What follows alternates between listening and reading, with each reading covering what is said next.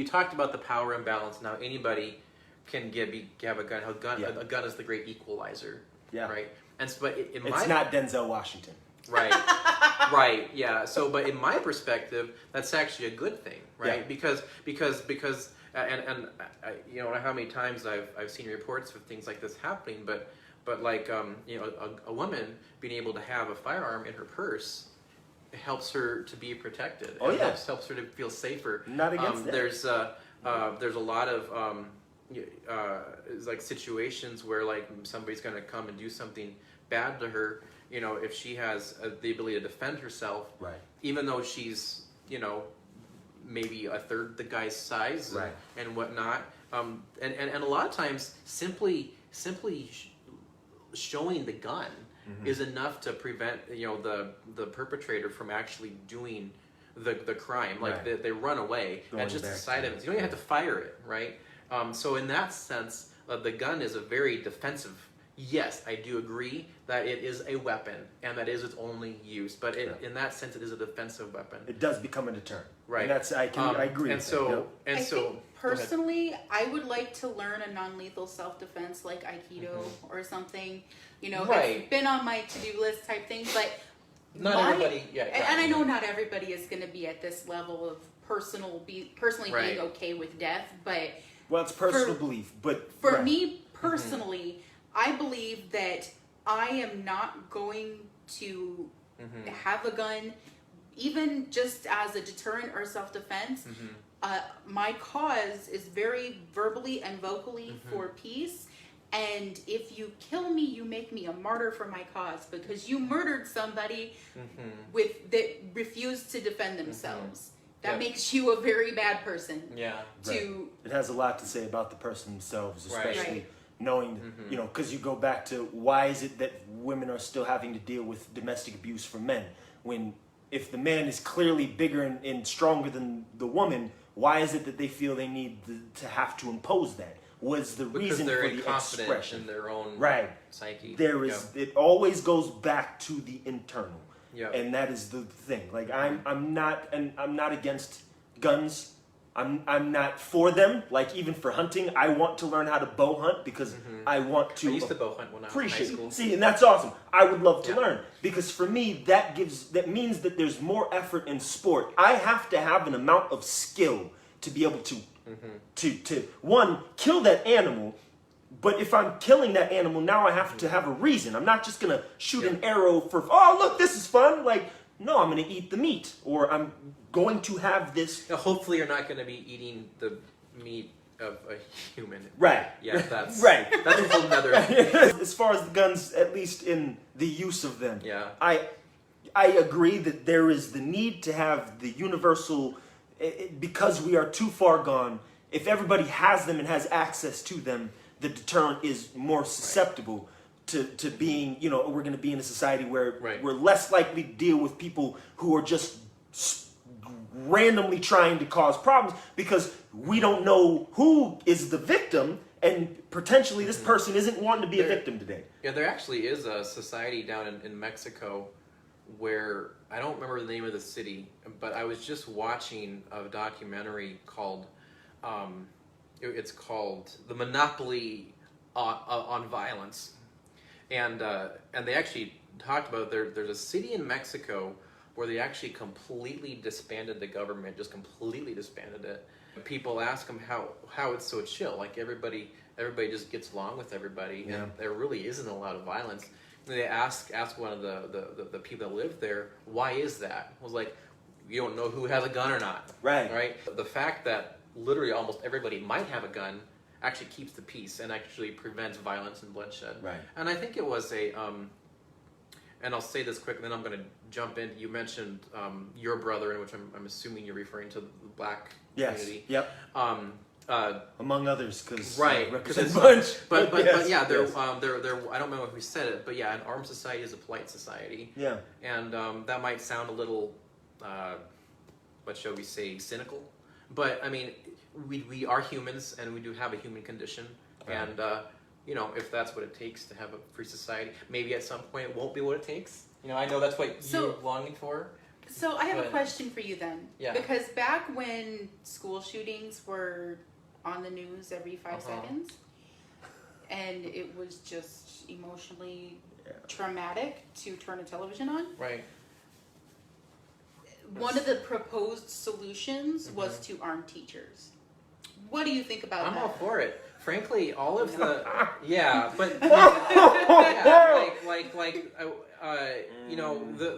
all of these mass shootings that happen, they happen in places where guns are not allowed. Yes. And basically, you're basically putting a big sign on your building that says people are not allowed to defend themselves here. So what happens is... But people don't just grab a gun and go look for someone to kill who's not armed. Like I said. They're looking for victims, and that's the thing. Like I not said, all of them have motives. Even insane people, even criminals, make economic calculation. So if you're gonna go and shoot up a place, you're gonna go shoot up a place where people don't have the ability to defend themselves versus... But there's a difference between having security guards that are armed and having teachers that are armed. Agreed. I don't believe you should arm a teacher because children are emotionally vulnerable and they don't need to be taught in a fear state constantly. Well, you would hope that the teacher would be more emotionally mature to not. So you would hope. I can speak at least on this from experience in the school that I had. Nikki and I went to the school in Vegas where we had police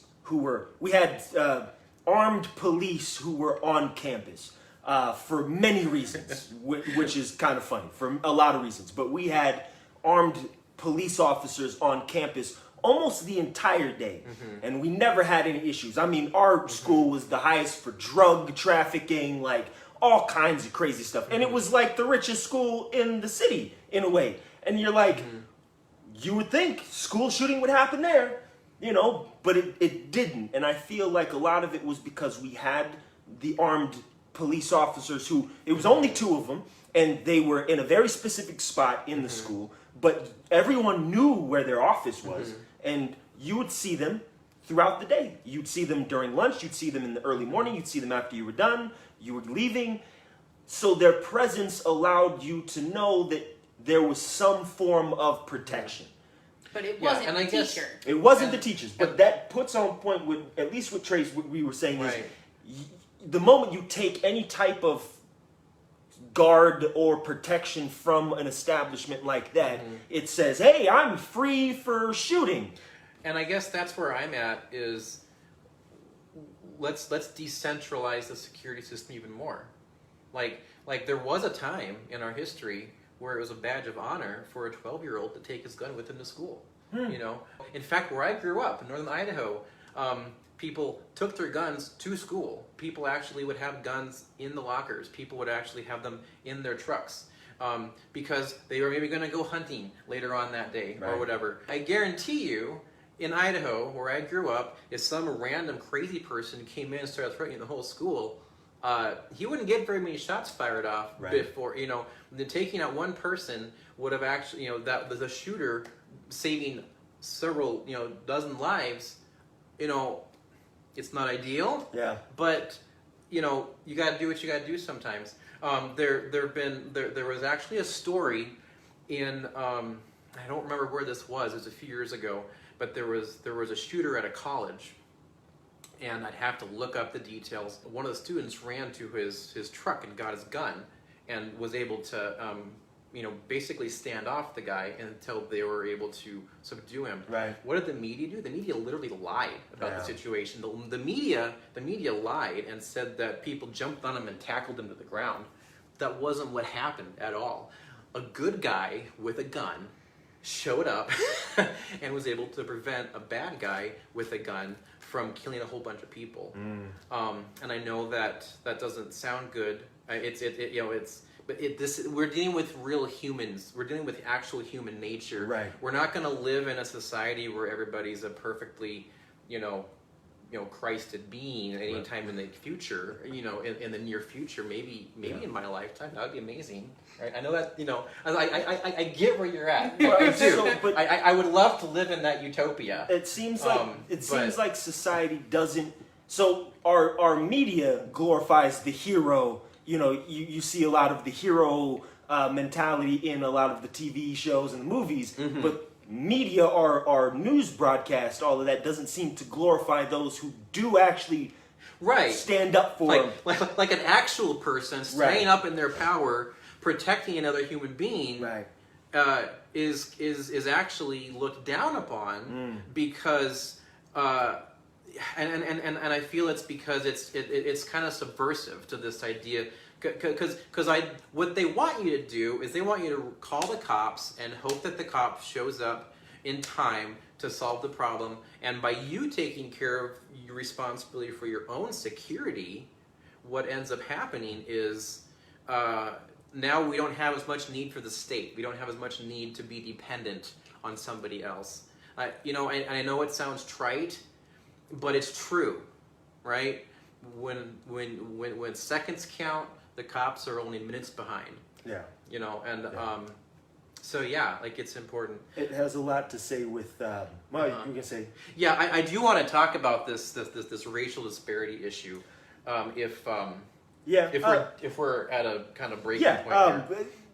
The idea that I feel like the reasons why we don't see the glorification of those who do, so the civilians who go out of their way to protect or impose their right as an American to have and bear arms in a situation where having a gun could deter the circumstance from escalating, has a lot to do with the societal perspective of, you know, we are under an authoritarian rule. The moment the people start standing up for themselves is the moment the people in authority lose power over us. Right. And that is a byproduct of freedom. Right. We're not going to continue with this oppressive state if we are now talking about people who are able to defend themselves against all threats. Because now we're going to start looking at the rest of it as we are today, the police brutality, the corrupt government, just a lot of the politicians that are just nonsensical at this point. For those who don't know, you know. So, but it does go back to, Right. So, so one of the things I do want to talk about, because I think it's very important. You know, I know this is a little bit of an unpopular belief to have, but I really don't believe. I think this whole discussion's unpopular. This whole discussion's unpopular. So it's already target on my back. It's okay. Right? Already. Making t-shirts. So we're dealing with this issue of like I really don't. I don't believe that there really is institutionalized racism in this country. The average person, vast majority of people, when I look at Carl, I see Carl, right? I don't see him as a member of some group, right? And be my name. And that's true for everybody. Yeah. That said, there are policies that we have in this country that do hurt people along racial lines, and one of them is the drug war. Maybe we should talk about that sometime. Yes, I would definitely. One of them is the welfare state. I've actually said several economists that have talked about how the Great Society is actually one of the things that really tore down Black America instead of building it up. Like what, you know, from a more spiritual perspective, whenever you wage a war against something, you get more of it. Like you create what you defend against. Yeah. But the third thing is guns. Like the war on guns that happens in inner cities directly hurts Black people very specifically. So let's talk about this. This is a fact that is hard to talk about. If you say it, it's people say, "Oh, you're just blaming things." But let's look at the dark stuff so that we can actually heal it, right?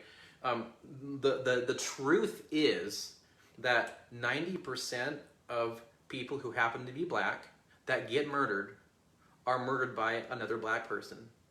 This is a truth. This Black is on really, Black crime. This is really hard to talk about, but it's important to talk about it. So in addition, most, and this, I don't know if it's a cultural thing or what, but it happens to be a fact. In a lot of these inner cities, a lot of the violent crime is actually committed by Black people.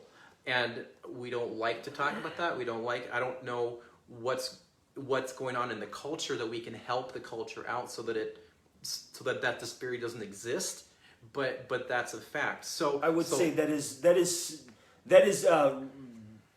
demographically specific, because the inner cities, that is a thing. Right. Just as much as Hispanics, just as much as black on black. Right. Even in Right. places like Alabama, Louisiana, where you have the Caucasian white culture. Even within themselves, they are also violent on themselves. Right. We just seem to be Right. televised more. Right. Okay. Maybe. We definitely seem to get Right. the black community definitely seems to be face front Right. on TV more often. Okay. So let's talk about this. So you're a black person in inner city Chicago. You actually have more need to defend yourself, because of the situation there in Chicago. High potential. Right? You're much more likely to be murdered being a black person than a white person. So you have more need of a gun. You have more need to be able to protect yourself. But you're also more likely to get pulled over by the cops. Right? And apparently trying to reach for your registration to show your registration for your gun will get you shot. Right. So let's think about this. If we have rules that ban guns in the inner city, that quite literally, that's a racist policy. Yeah. Because quite literally now, you're basically saying that the demographic of society that needs to defend itself the most is not allowed to, and if they actually do decide to defend themselves, then they're going to actually get caught and maybe arrested for owning a firearm. There's actually a group called Black Guns Matter, and they're actually based in Philadelphia, and their whole perspective is to teach Black America, how to use guns in a healthy, safe, effective manner for defense. And they're actually making a lot of progress in reducing some of the inner city crime in some of these sections of Pennsylvania. You can't make that progress in a place like Chicago, Illinois, where guns are illegal. So I want to make a parallel to that, because I feel like it's hard for people to understand the importance of what that means. So we go back to like Rwanda. Now this is in Africa. This is a camp full of innocent, unarmed individuals who got massacred by people who had firearms. Now you take those same people in Rwanda who didn't have arms and give them arms. You wonder, would that same situation have happened? Would they have been able to defend themselves? Would they have been able to be a defense for themselves so that they didn't all... Would they even have wanted to massacre them in the first place? Mm-hmm. So that is a consideration that I don't think most people understand is, you take away guns in a situation or in a place where it is almost like a war zone. You are now leaving them susceptible to the demise of their own by not letting them have what they need to defend themselves as a right to defend themselves. And that you could make an argument for it being inherently racist. Yeah, I just really do feel if we have any policies at all, it's the policies that prevent people from bearing arms in the inner cities, that it there's no doubt about it. It disproportionately hurts Black America. So I'm not saying this is necessarily a racial point, but a lot of inner city gun violence can be tied into gangs. Most of it. So again, I feel like the gang issue arises out of almost a tribalistic response to poverty and low education systems. Bloods, brotherly love overcoming oppressive destruction. Yeah. Crips, community revolution in progress. Two gangs, Bloods and Crips, that started as revolutionary implementation against police brutality from white cops, were started as community uprising, like the Black Panthers, started as these things. And because of the drugs, because of the violence that was ensued after, because of all of the lack of respect that the community was getting. And I would say definitely the drug war also also feeds on that. Single-handedly. But then also, when I was trying to tie into the concept of poverty and education systems. When you give people stronger and better access to quality education, that they can pursue things that they enjoy doing and make a living out of them, they don't feel cornered into having to sell drugs on the street and do these there other are things. avenues that they can go. They don't have to feel like they're stuck doing the same thing that their mother, their father, or their grandfather was doing. They do have the ability to look out and say, I can be something other than that which I am always surrounded by. Right. And yes. If we could find out how to understand that, I almost guarantee you would find a decline in that type of, those kinds of happenings, those kinds of crimes in inner cities. But they're not getting that kind of funding. They're not getting that kind of support. And anytime something like the Black Panthers or the Crips or the Bloods that start off as an idea to help empower their own people, then the FBI comes in, starts getting involved in investigating. Then you start seeing that community or those groups become destabilized, and all of a sudden now they're imploding and now they're fighting against each other when really they were fighting for the same reason to begin with. And there were a lot of groups, there were a lot of people, activists, Tupac, a lot of people from the back who were trying to get red and blue to tie those bandanas together and love each other and come together because it's purple. Prince was trying to be a part of y'all and y'all didn't even know it. Didn't even know. But yes, if we had talking about purple last week.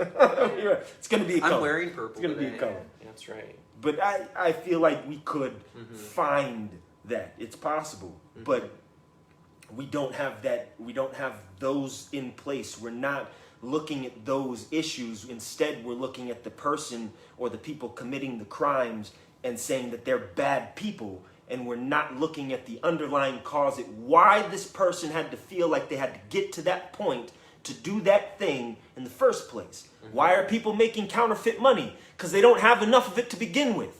Why do people go and rob and steal? Because they don't have any of it to begin with. Right. It's a lack of being able to see your true power as the sovereign individual that you are. Right. You're welcome, Susan, by the way. Susan says she thinks it's wonderful that we're talking about this. Oh, thank you, Susan. Thank you, Susan. And then Nicolette makes it, I don't know if she's joking or not, but she says that COVID stopped the school shootings, so there's a I've heard people saying that. You're not wrong. That's a great, that was probably the reason. They wanted to see what was going on, what was really happening.